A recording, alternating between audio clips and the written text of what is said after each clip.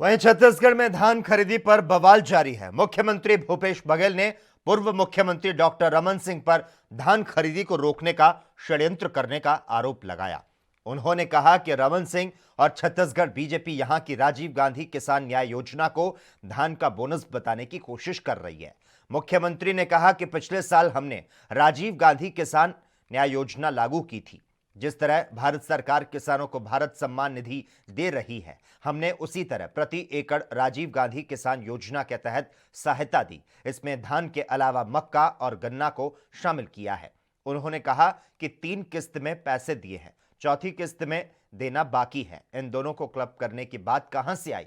रमन सिंह का पुराना बयान निकालिए। उन्होंने कहा था धान खरीदी किए हैं, लेकिन अभी तक उसका 2500 रुपए प्रति क्विंटल की दर से भुगतान नहीं किया है। मुख्यमंत्री ने कहा कि यह बात वहां से निकली। मैंने विधानसभा में भी स्पष्ट किया कि धान को समर्थन मूल्य पर खरीदा है। यह राजीव गांधी किसान न्याय योजना है। दोनों योजनाओं को एक साथ क्लब मत करिए। किसानों के लिए बहुत सारी योजनाएं हम करते रहे हैं। खाद, बिजली, कृषि यंत्रों में सब्सिडी देते हैं। केंद्र सरकार भी करती है, दूसरे राज्य भी करते हैं।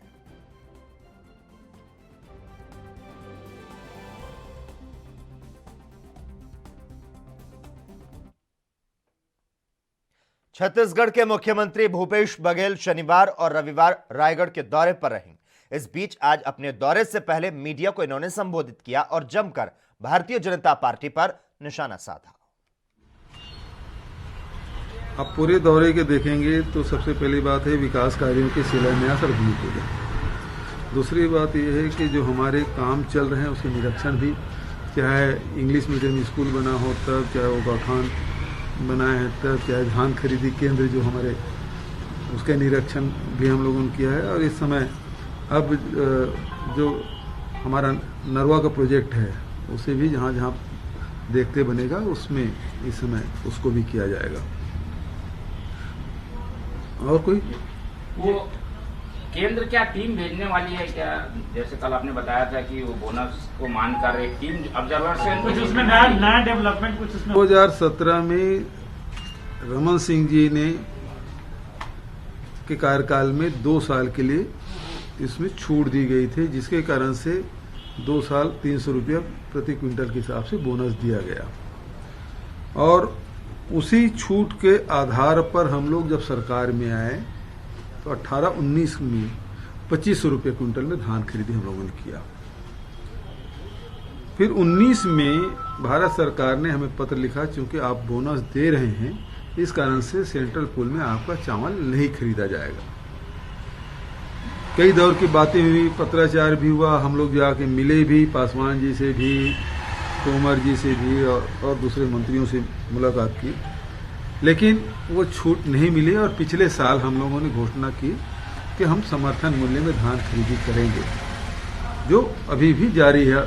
समर्थन मूल्य पिछले साल भी धान खरीदे थे, इस साल भी धान समर्थन मूल्य में ही हम लोगों खरीदी कर रहे हैं। पिछले साल फिर किसान न्याय योजना, राजीव गांधी किसान न्याय योजना हम लोगों ने लागू की। जिस प्रकार से भारत सरकार 2 एकड़ के किसानों को किसान सम्मान निधि दे रहे हैं, हम लोग प्रति एकड़ के हिसाब से किसानों को राजीव गांधी किसान न्याय योजना दे रहे हैं। और उसमें हम लोगों ने धान के अलावा मक्का और गन्ना को भी शामिल। कोरोना की वैक्सीन आने पर किस तरह उसे लगाया जाएगा, इस प्रक्रिया की रिहर्सल शनिवार के सुबह रायपुर में की गई। शहर के सरस्वती स्कूल में ड्राई रन की प्रक्रिया की गई। इसमें सिर्फ एक कोविड वैक्सीन जैसे ही दवा और इंजेक्शन के साथ स्वास्थ्य कर्मियों ने रिहर्सल की। इस रिहर्सल के लिए 25 लोगों को चुना गया था। इनमें 28 से 56 साल तक की आयु के स्वास्थ्य कर्मी शामिल रहे। इस दौरान वैक्सीन लाने, उसके रखरखाव, पंजीयन की प्रक्रिया की तैयारी की गई। राष्ट्रीय स्वास्थ्य मिशन की संचालक डॉक्टर प्रियंका शुक्ला ने बताया कि वैक्सीन लगने के आधे घंटे के बाद तक हम लोगों को केंद्र में ही रखेंगे। ये देखा जाएगा कि उन्हें किसी तरह की असुविधा तो नहीं हो रही। अगर कोई सेहत संबंधी दिक्कत आती है तो मरीज को फौरन मदद मुहैया कराई जाएगी। इसके भी तमाम प्रोटोकॉल तय किए गए हैं।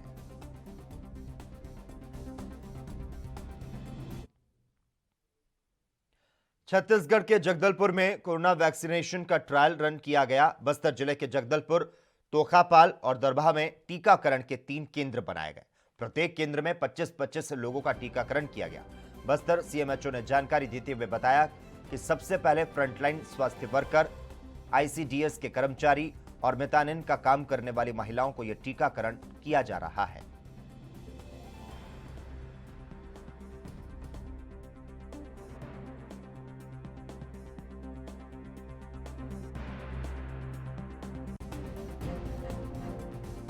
एक सेंटर के लिए 25 हितग्राही का कोविन ऐप के माध्यम से चयन किया गया है शासन से। इसी तरह से और तोकापाल में भी तोकापाल हाई स्कूल सेंटर है टीकाकरण केंद्र, और डोडरेपाल विकासखंड दरभा के अंतर्गत इस तरह से 3 सेंटर हम लोग मॉक ड्रिल के लिए चुना गया है। सर किन्हें पहले लगाया जा रहा है, कौन से पंक्ति के लोग हैं?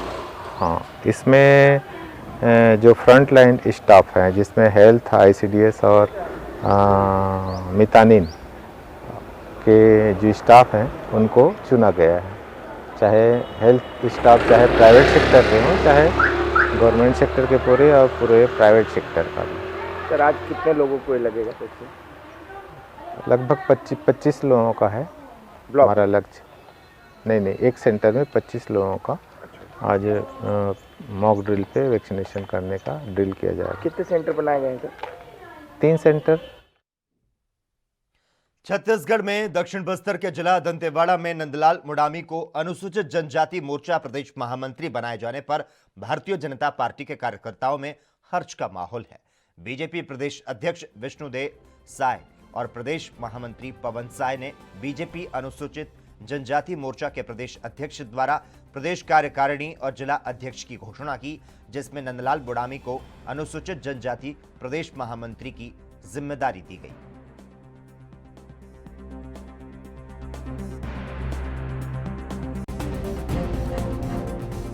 भरोसा मुझ जैसे छोटे से कार्यकर्ता पर दिखाया है। दंतेवाड़ा जैसे छोटे से गांव से रहने वाला कार्यकर्ता पर भरोसा दिखाया। निश्चित रूप से पार्टी की जो विचारधारा है, जो नीति है, उस आधार पर हम पूरे क्षेत्र में अच्छा काम करेंगे। और जो कांग्रेस की सरकार जिस प्रकार से पूरे क्षेत्र में अराजकता का माहौल बना कर रखा है, अब लगातार देख रहे हैं, चाहे वो किसान वाली बात हो, धान खरीदी वाली बात हो, चाहे अनियमित कर्मचारियों को नियमित करने वाली बात हो, नाना प्रकार के जो जन घोषणा पत्र में इन्होंने जो वादा किया था, उन वादों को ये एक भी वादा अभी तक पूरा नहीं कर पाए हैं। उन वादों को पूरा कराने के लिए हम सड़क तक की लड़ाई लड़ेंगे। और वहीं मध्य प्रदेश के रीवा में लाशों के मिलने का सिलसिला थमने का नाम नहीं ले रहा। रीवा के झरिया नाला से आए दिन लाशों का मिलना आम बात सी हो गई है। सिविल लाइन थाना अंतर्गत झरिया नाले में 1 माह के अंदर दूसरी लाश मिली है। वहीं युवक का शव मिलने से इलाके में सन्नाटा छा गया। लाश को पहले ग्रामीणों ने देखा तो तत्काल सिविल लाइन पुलिस को सूचना दी गई। मौके पर पहुंची पुलिस ने नाले से मृतक युवक का शव निकालकर पहचान की तो पता चला कि मृतक विरखाम थाना सेमरिया का रहने वाला है, जो कि रीवा में ऑटो चलाने का कार्य करता था। बताया जा रहा है कि मृतक को कभी कभी मिर्गी भी आया करती थी। हालांकि पुलिस ने शव को पोस्टमार्टम के लिए भेजकर आगे की जांच को शुरू कर दिया है।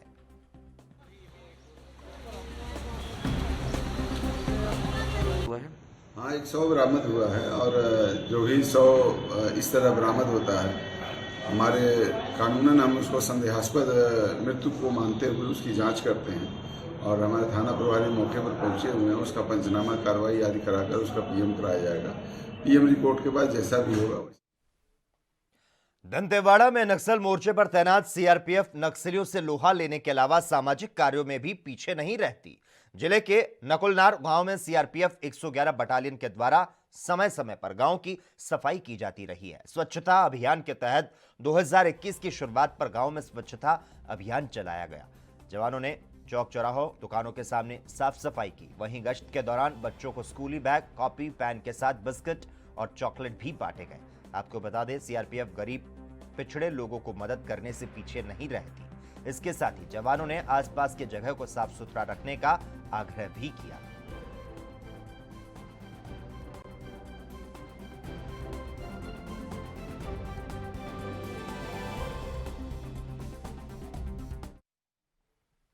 खबरों का सिलसिला लगातार जारी रहेगा। हम यहां पर रुकते हैं एक छोटे से ब्रेक के लिए।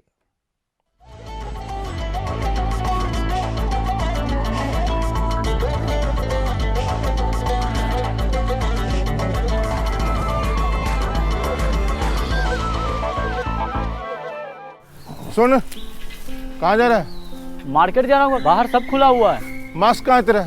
मास्क इधर। लॉकडाउन खत्म हुआ है, कोरोना से लड़ाई खत्म नहीं हुई है। जब भी घर से बाहर निकलो तो मास्क पहन के निकलो। बार बार साबुन से हाथ धोते रहो या अल्कोहल के सैनिटाइजर से। जब भी किसी से बात करो, मार्केट में जाओ, कहीं भी जाओ, कम से कम 2 गज की दूरी रखो। खांसी हो, बुखार हो या सांस लेने में तकलीफ हो, तुरंत कोविड हेल्पलाइन नंबर 1075 या 8558893911 पर तुरंत कॉल करो। मास्क ना हो तो? मास्क ना हो तो गमछा लपेट लो। गमछा? हाँ, शाबाश, अब जाओ। आप भी समझदारी दिखाइए, कोरोना को हराइए।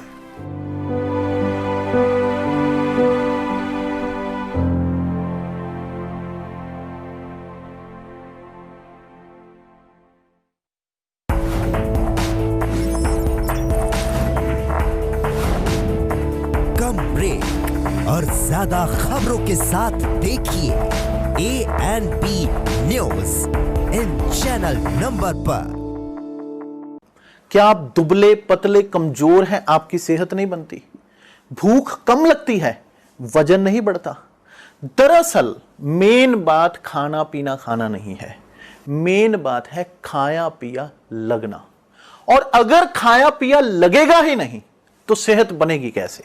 इसलिए हमारी संस्था सन्यासी आयुर्वेदा ने एक ऐसी दवा बनाई है जो कि आपके पाचन तंत्र को, आपके लीवर सिस्टम को ठीक करने का काम करती है, ताकि आप जो भी खाएं उसका पूरे का पूरा निचोड़ आपके शरीर को लगे, आपकी भूख बढ़े, खाया पिया सही से लगे, नया खून बने, हड्डियों में जान आए, वजन बढ़े, ताकत बढ़े, चेहरे पर नूर आए और आप मोटे तगड़े खूबसूरत पर्सनैलिटी के मालिक बन जाएं। यह दवा पूरी तरह से आयुर्वेदिक होती है। इसका शरीर पर कोई भी साइड इफेक्ट, कोई भी नुकसान या दुष्प्रभाव नहीं होता। लड़के लड़कियां दोनों इसका इस्तेमाल कर सकते हैं और पहले 15 दिन के अंदर ही आपको इसका असर महसूस हो जाएगा। सिर्फ 650 रुपए की पूरे 1 महीने की दवा होती है और आप इसे घर बैठे 01145454545 पर फोन करके दवा मंगवा सकते हैं।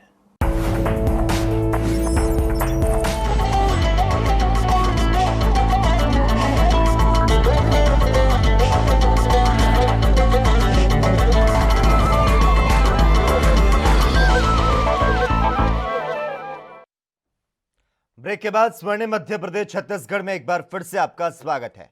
बस्तर पुलिस द्वारा शनिवार को नववर्ष मिलन समारोह का आयोजन किया गया, जहां बस्तर आईजी सुंदरराज पी ने पत्रकारों से चर्चा करते हुए बीते वर्ष 2020 की पुलिस की उपलब्धियों को गिनाया। इसके साथ ही उन्होंने रेंज की पुलिस के कार्यों को संतोषप्रद बताया। इस मौके पर उन्होंने पिछले 4 साल के आपराधिक आंकड़े पेश किए। चर्चा के दौरान बस्तर आईजी सुंदरराज पी ने बताया कि 2019 में नक्सलियों के खिलाफ रणनीति में बड़ा बदलाव किया।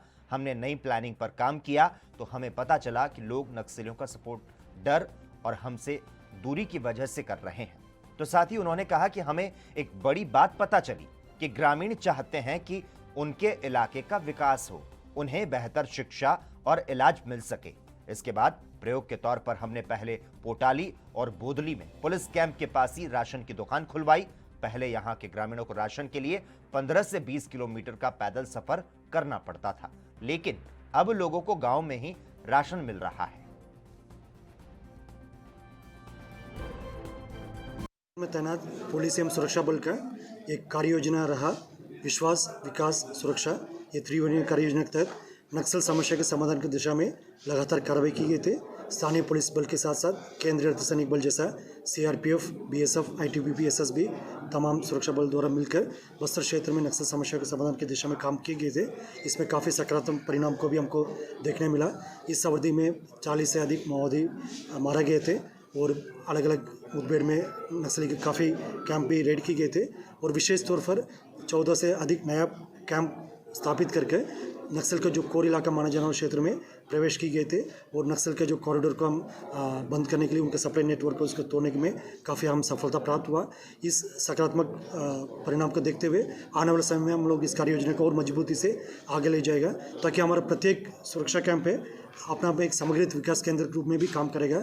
उन क्षेत्र में जनता के लिए आंगनवाड़ी केंद्र, स्वास्थ्य केंद्र, बिजली आपूर्ति, सड़क पुल पुलिया के निर्माण, इस प्रकार की जो मूलभूत सुविधा उपलब्ध कराने में भी हमारा सुरक्षा कैंप एक केंद्रीय बिंदु। वहीं मध्य प्रदेश के उज्जैन में साल की शुरुआत में हजारों श्रद्धालुओं का बाबा महाकालेश्वर आंगन में तांता लगा हुआ है। हर कोई बाबा से कोरोना से मुक्ति और नव वर्ष में सुख समृद्धि की कामना कर रहा है। और इसी कड़ी में प्रदेश के खाद्य नागरिक आपूर्ति और उपभोक्ता संरक्षण मंत्री बिसाहू लाल सिंह भी बाबा के दर पर शीश झुकाने पहुंचे और प्रदेश में कोई भूखा न सोए उसको लेकर मनोकामना की।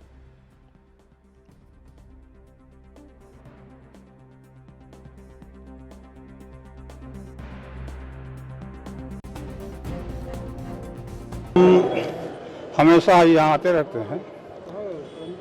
हमारी सरकार की और मेरी भी इच्छा है, मेरे पास खाद्य नागरिक आपूर्ति विभाग है। मैं चाहता हूँ कि प्रदेश की कोई भी व्यक्ति भूखा न रहे, सबको खाने का व्यवस्था हो।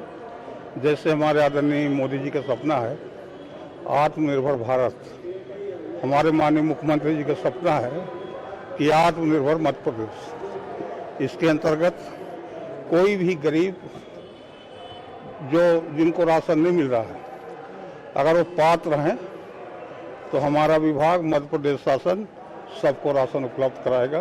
और हमारा सिद्धांत है कि गरीब की थाली कभी न रहे खाली। मंत्री जी, सामान तो आप उपलब्ध करा रहे हैं, लेकिन उसकी जो गुणवत्ता है वो कई बार उज्जैन में फेल हो चुकी है। अभी अस्पताल में ताजा मामला आया था खाने में मैं आज भी कह रहा हूँ, हमारे सम्माननीय नेताजी हमारे वरिष्ठ हैं, जब भी कोई इस तरह की जानकारी देंगे, कोई भी अधिकारी कर्मचारी कोई व्यक्ति होगा उसके साल दर साल कीर्तिमान बनाना मुख्यमंत्री योगी आदित्यनाथ की आदतों में शुमार हो गया है। कुछ मीडिया हाउस की ओर से किए गए सर्वे ने फिर से इस बात पर मुहर लगा दी कि उत्तर प्रदेश के मुख्यमंत्री योगी आदित्यनाथ का कोई जवाब नहीं। 2020 में देश के सबसे तेज मुख्यमंत्रियों के लिए हुए सर्वे में योगी नंबर 1 बनकर उभरे। सर्वे में वे महाराष्ट्र के मुख्यमंत्री उद्धव ठाकरे, बंगाल की मुख्यमंत्री ममता बनर्जी, राजस्थान के मुख्यमंत्री अशोक गहलोत और मध्य प्रदेश के मुख्यमंत्री शिवराज सिंह चौहान पर भारी पड़े। सर्वे में नंबर 2 पर रहे उद्धव ठाकरे और योगी आदित्यनाथ को मिले वोटों में खासा फर्क रहा। ऐसा पहली बार नहीं हुआ। कुछ महीने पहले एक रिपोर्ट में सबसे प्रभावशाली भारतीयों की सूची में योगी आदित्यनाथ जी सबसे लोकप्रिय मुख्यमंत्री चुने गए थे। अपनी ईमानदार छवि, कठोर निर्णय लेने की क्षमता और बुलंद इरादे की वजह से वे देश के 7 राज्यों के मुख्यमंत्रियों को पीछे छोड़ते हुए नंबर 1 बने थे। दरअसल नंबर 1 रहना उनकी फितरत में शामिल है। उनकी अब तक के बैकग्राउंड को अगर देखा जाए तो आपको यकीन हो जाएगा कि ये तो होना ही था। उनके नाम के तमाम रिकॉर्ड्स इसके सबूत भी हैं।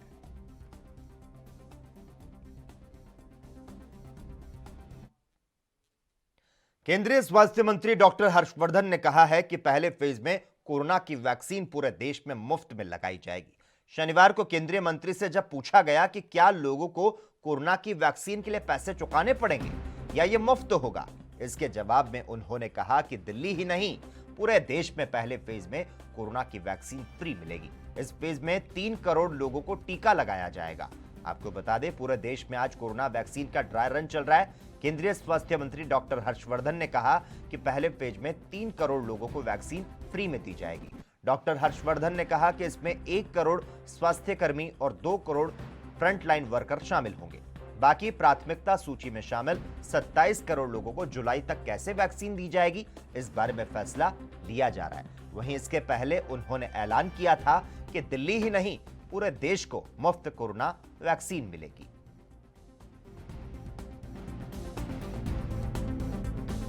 देश ने पर्याप्त तैयारियां की हैं और भारत सरकार पिछले 4 महीनों से लगातार इस दिशा में पूरी बारीकी से सब बातों का ध्यान में रख के प्रयास कर रही है, गाइडलाइंस बना रही है। गाइडलाइंस को स्टेट्स के साथ, नीचे लेवल के अधिकारियों के साथ, डॉक्टरों के साथ, इम्यूनाइजेशन ऑफिसर्स के साथ शेयर कर रही है।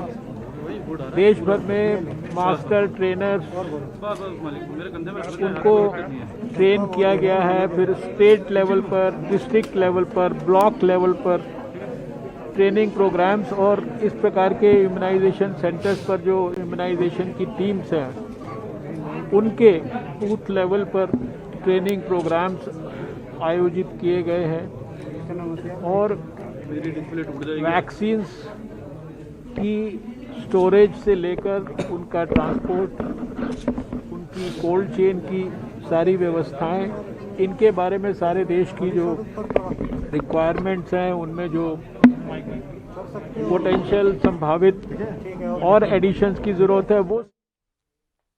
कोरोना वैक्सीनेशन शुरू करने से पहले करौली सहित राज्य के 7 जिलों में शनिवार को कोरोना वैक्सीन ड्राई रन का आयोजन किया गया। इसमें चिकित्सा एवं स्वास्थ्य विभाग चिन्हित टीमों पर ड्राई रन की प्रक्रिया अपनाई गई ताकि आगामी दिनों में शुरू होने वाले टीकाकरण कार्यक्रम का सफल क्रियान्वयन हो सके।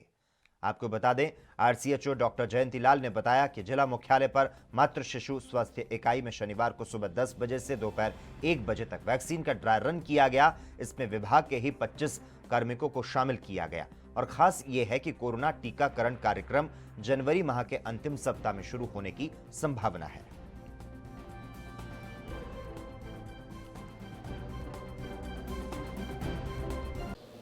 जिले में आज 2 स्थानों पर ड्राई रन का आयोजन किया जा रहा है।